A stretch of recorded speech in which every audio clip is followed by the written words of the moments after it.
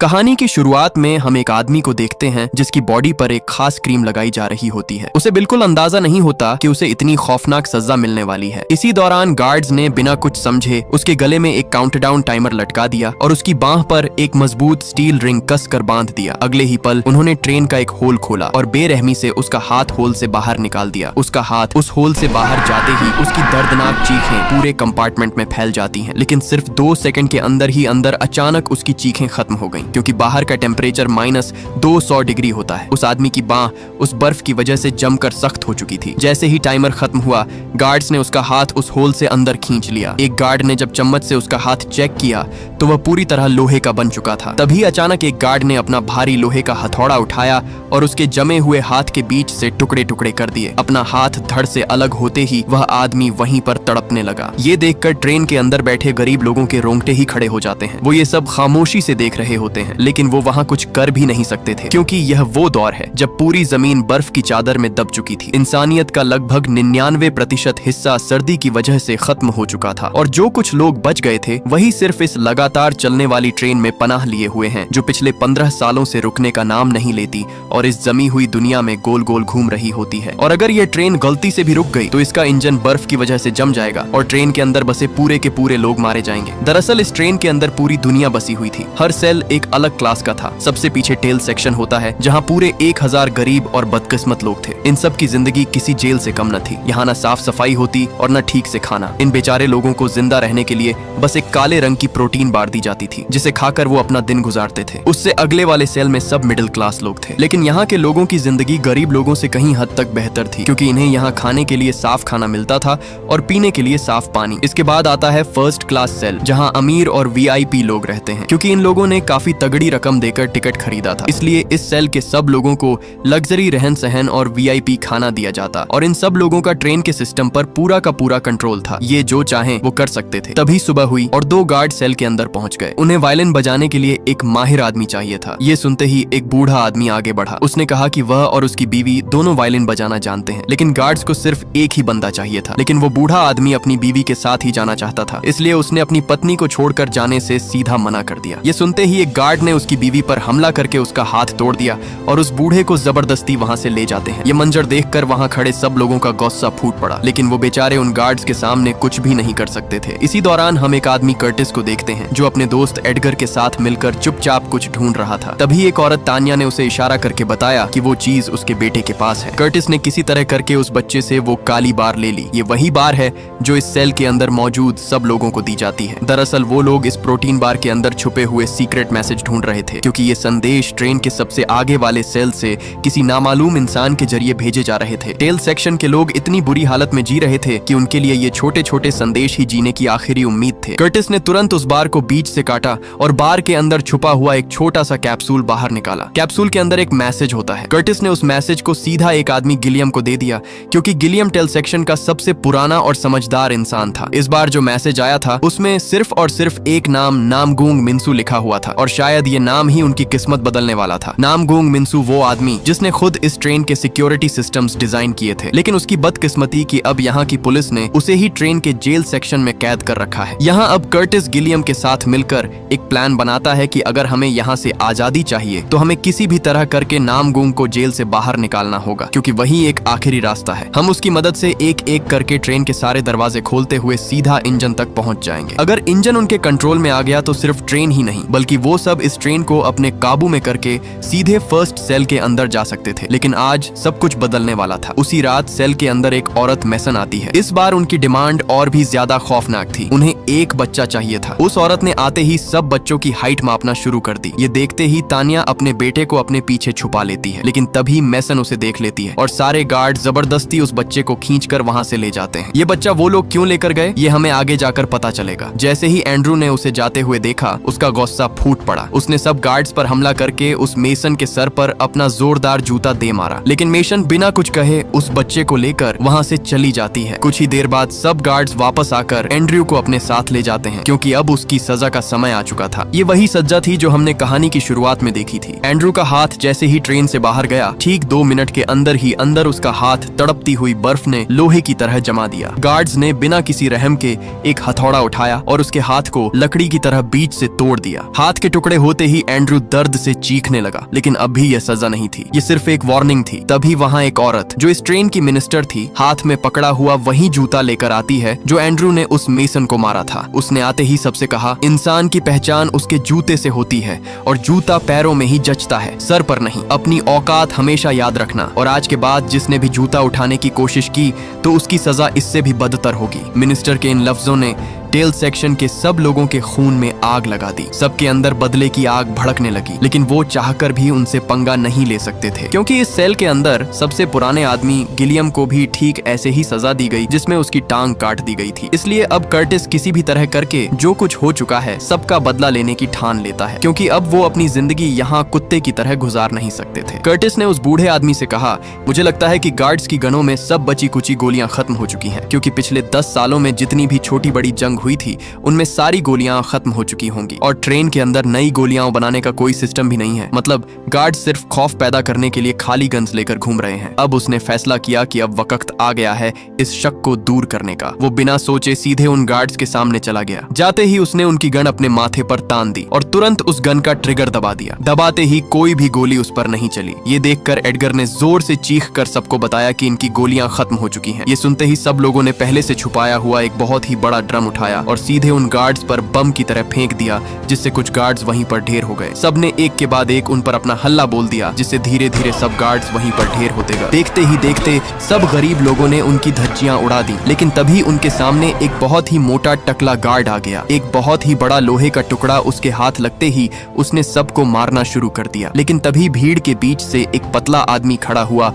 आज उसका बदला लेने का समय आ चुका था। वो सीधा उसकी तरफ दौड़ पड़ा। मौका देखते ही उसने उस टकले के अंदर चाकू घोंप दिया और उसके पास पड़ी सारी चाबियां बाहर निकाल ली। चाबियां हाथ लगते ही वो सब जेल सेक्शन तक पहुंच गए। वहां जाते ही उन्होंने सबसे पहले नामगूंग मिन्सू को आजाद करके उस सेल से बाहर निकाला, लेकिन वो आदमी सेल के अंदर पूरी तरह से बेहोश पड़ा था। काफी देर तक उठाने के बाद भी वो आदमी नहीं उठा। आखिरकार उन्होंने अपना दिमाग लगाया और तभी कर्टिस ने कुछ गोलियां बाहर निकाली। ये गोलियां कोई खाने की चीज नहीं थी, बल्कि ये क्रोनोल टैबलेट थी, जिसकी वजह से सब नशे में धुत पड़ जाते हैं। जैसे ही कर्टिस ने वो गोलियां उसे सूंघाई, वो तुरंत उठ पड़ा। उसकी बेटी के अंदर भी एक खास बात थी, और वो ये कि बंद सेल के पार भी वो पूरी तरह सुन सकती थी कि वहाँ क्या हो रहा है और क्या नहीं। उठते ही कर्टिस ने उससे कहा कि अगर तुमने हमारी मदद की तो तुम्हें हर दरवाजा खोलने के बदले एक क्रोनोल गोली दी जाएगी। ये डील सुनते ही उसने अपना काम शुरू कर दिया और कुछ ही देर बाद उसने वो सबसे पहला दरवाजा खोल दिया। दरवाजा खोलते ही वो सबसे पहले किचन वाले सेल में पहुंचे, जहाँ कोई भी नहीं था। उनके सामने एक ऐसी चीज आई जो उन्होंने सालों से नहीं देखी थी, खिड़कियां, और उन खिड़कियों से आती हुई सूरज की रोशनी। 17 साल बाद उन गरीब लोगों ने अपने सामने पहली बार रोशनी देखी। उसी पल उन्हें याद आया कि दुनिया कभी अंधेरी ही नहीं थी। अपने सामने बाहर की दुनिया देखकर उनकी खुशी का कोई ठिकाना नहीं था। अब उन्हें अपनी जिंदगी जीने की आखिरी आस भी लग चुकी थी। वो तुरंत अगले सेल में पहुंचते हैं,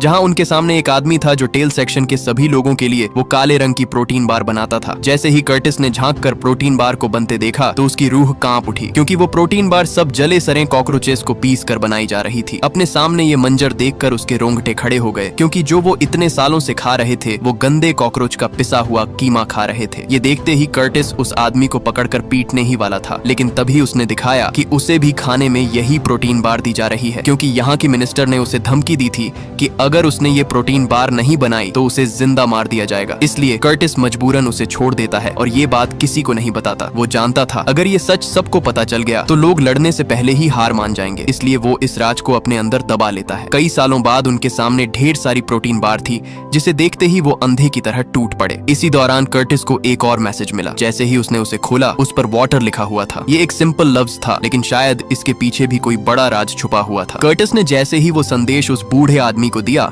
उसे तुरंत समझ आ गया कि अब उन्हें ट्रेन के वाटर सप्लाई सेक्शन तक पहुंचना होगा। ये ट्रेन का सबसे अहम हिस्सा था। अगर वो यहाँ उस हिस्से को अपने नियंत्रण में कर लेते हैं तो वो सब फर्स्ट क्लास वालों का पानी बंद करके उनसे अपनी बात मनवा सकते थे और बिजनेस क्लास वाले सेल में अपनी जगह बना सकते थे। लेकिन ये काम जितना सोचने में आसान लग रहा था उतना ही मुश्किल था। जब वो लोग अगला दरवाजा खोलने के लिए तैयार खड़े थे, तभी उस लड़की को खतरा महसूस हो गया। उसने उन्हें दरवाजा खोलने से मना किया, लेकिन तब तक उन्होंने आधा दरवाजा खोल दिया था। जैसे ही वो दरवाजा खुला, उनके सामने गार्ड्स का पूरा झुंड अपने हाथ में हथियार पकड़े खड़ा था। उन्होंने बिना सोचे सब गरीब लोगों पर अंधाधुंध कोल्हाड़ियों की बरसात कर दी। वो गार्ड गार्ड्स एक के बाद एक सब लोगों को चीरते जा रहे थे। बेचारे गरीब लोगों की तादाद बहुत कम थी, इसलिए वो ज्यादा देर तक टिक नहीं पाए और सब वहीं मरते गए। देखते ही देखते पूरा सेक्शन लाशों से भर गया। इसी दौरान एक गार्ड आया। उसने आकर ऐलान किया कि ट्रेन कुछ ही देर बाद सायरन ब्रिज से गुजरने वाली है। जैसे ही ट्रेन ब्रिज पर चढ़ने लगी, सब गार्ड्स ने अचानक हैप्पी न्यू ईयर चिल्लाना शुरू कर दिया, क्योंकि हर साल ये ट्रेन पूरी दुनिया का चक्कर लगाकर उस ब्रिज से गुजरती थी। थोड़ी ही आगे आने पर ट्रेन के सामने बर्फ की बड़ी चट्टान थी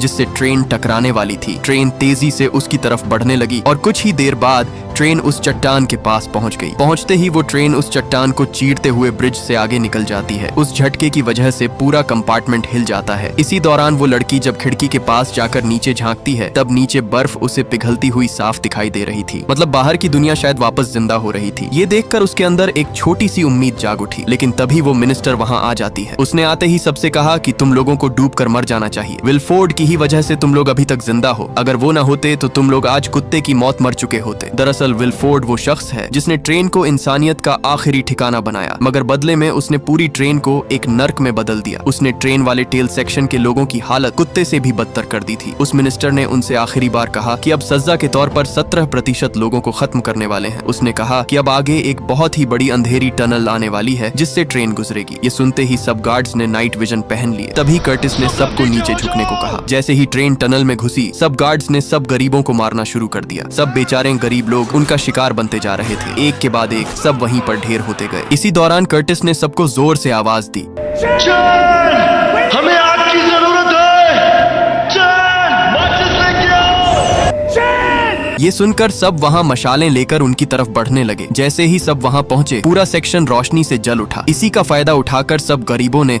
उन पर आग बरसाना शुरू कर दी। पूरा सेक्शन तहस नहस होता जा रहा था। इसी दौरान एक साथी ने चाकू सीधा उस मिनिस्टर की टांग पर दे मारा। लेकिन तभी कर्टिस के दोस्त एडगर को एक गार्ड ने पकड़ लिया। एडगर उसे चिल्लाता रहा कि मुझे बचा लो, लेकिन कर्टिस ने उस पर ध्यान नहीं दिया और उसे वहीं पर मरता छोड़कर सीधा उस मिनिस्टर की तरफ भाग पड़ा। उसने सोचा कि उसे पकड़कर अपने दोस्त को छुड़वा लेगा, लेकिन पीछे से उस गार्ड ने उसके अंदर चाकू घोंपकर उसे वहीं पर मार डाला। अपने सामने अपने साथी को मरता देखकर वह अंदर से पूरी तरह टूट गया। उसे मरता हुआ देखकर उसके अंदर का गुस्सा और भी ज्यादा भड़क उठा। उसने तुरंत उस मिनिस्टर को पकड़ लिया और सबको कहा, अपने हथियार फेंक दो। इसी दौरान वो ट्रेन भी उस अंधेरी सुरंग से बाहर निकल जाती है। उन्होंने उस मिनिस्टर को कैदी बनाकर उससे सारी जानकारी उगलवाना शुरू कर दी। कर्टिस ने उससे पूछा कि वो मैसन बच्चों को कहाँ लेकर गई है, लेकिन मिनिस्टर ने उसे साफ साफ मना कर दिया और कहा कि मैं इस बारे में कुछ भी नहीं जानती। मुझे बस इतना पता है कि सब बच्चे विलफोर्ड के साथ इंजन वाले सेक्शन में हैं। कर्टिस ने पूछा कि वाटर सप्लाई वाला सेक्शन कहाँ पर है। उसने बताया कि वाटर सेक्शन भी इंजन रूम में है, क्योंकि जब ट्रेन चट्टान से टकराती है तब ट्रेन के अगले वाले हिस्से में बहुत सारी बर्फ इकट्ठी होकर पिघल जाती है और फिर वो सारा पानी साफ करके वीआईपी लोगों को दिया जाता है, और जो गंदा पानी होता है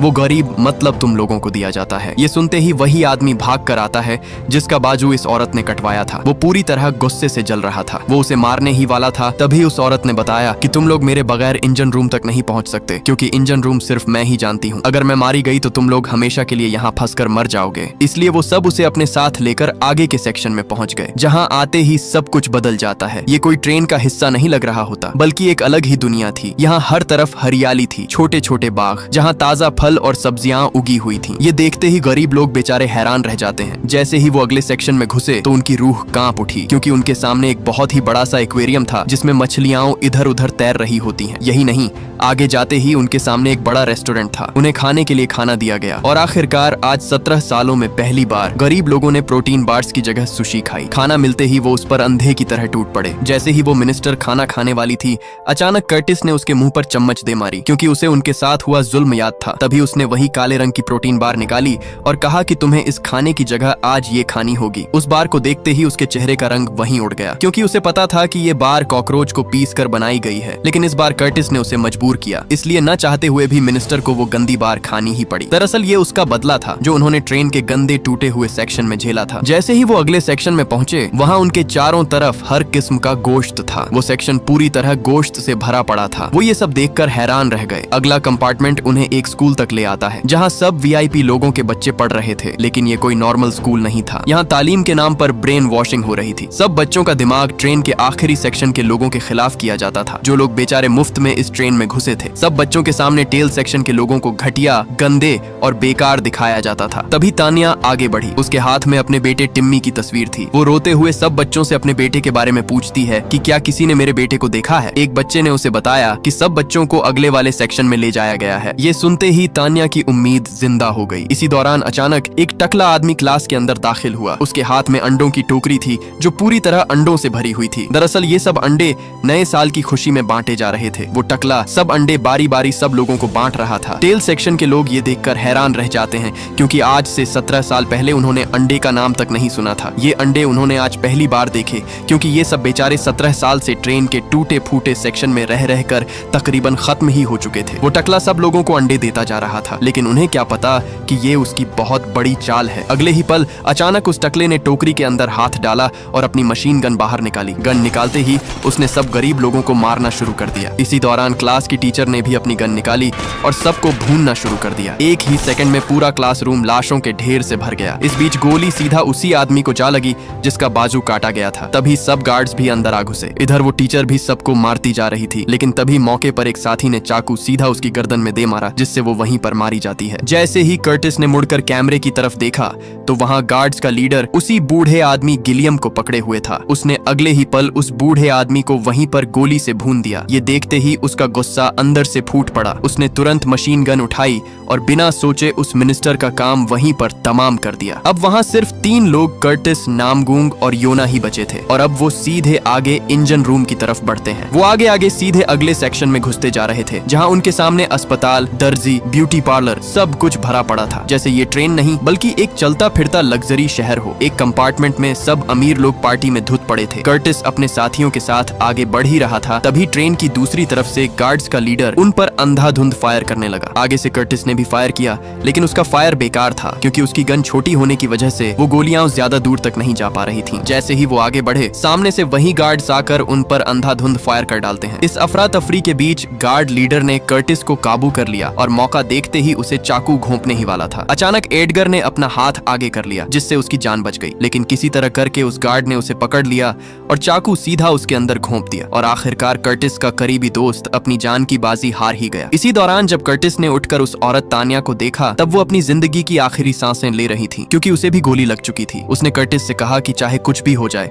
मगर तुमने मेरे बेटे की जान बचाकर ही आना है। ये कहते ही तानिया वहीं पर मर जाती है। अपने सब साथियों को मरता देखकर उसका गुस्सा फूट पड़ा और बिना सोचे इंजन रूम के दरवाजे को पीटना शुरू कर दिया। वो जोर जोर से उसे तोड़ने की कोशिश करता है, लेकिन बिना चाबियों के वो दरवाजा कहाँ खुलने वाला था। नामगूंग ने उससे कहा कि हम चाहकर भी इंजन रूम तक नहीं जा सकते। तभी उसने इशारा करके बताया कि अगर हम इस दरवाजे को खोल लेते हैं तो इस ट्रेन से बाहर निकला जा सकता है। लेकिन कर्टिस ने उससे कहा कि ये बात जितनी कहने में आसान है उतनी ही मुश्किल है, क्योंकि अगर हम दोनों बाहर निकल भी गए तो बाहर जमा देने वाली बर्फ हमें जिंदा मार डालेगी। आगे से नामगूंग ने कहा कि समझो हमारा काम हो गया, क्योंकि बाहर का तापमान धीरे धीरे कम हो रहा है। मैंने उस दिन ट्रेन से बाहर जब देखा, तब मुझे बर्फ के नीचे फंसा हुआ जहाज का मलबा साफ दिखाई दे रहा था, जो दुनिया तबाह होते समय क्रैश हो गया था। मतलब बाहर का तापमान कम पड़ता जा रहा है, हम यहाँ से भाग सकते हैं। इसी दौरान उसने क्रोनोल से बना हुआ बहुत ही बड़ा टुकड़ा दिखाया, जो वो कई सालों से इकट्ठा कर रहा था, क्योंकि उसे पता था कि एक न एक दिन ये उसके बहुत काम आने वाला है, क्योंकि अगर इसे ज्यादा मात्रा में इस्तेमाल किया जाए तो ये एक बहुत ही बड़े बम की तरह फट सकता है। अगर हम इसे दरवाजे पर लगाकर फोड़ दें तो दरवाजा फट जाएगा और हम इस कैद से आजाद हो जाएंगे। इससे पहले वो वहाँ कुछ कर पाते, अगले ही पल इंजन रूम से वही औरत बाहर निकली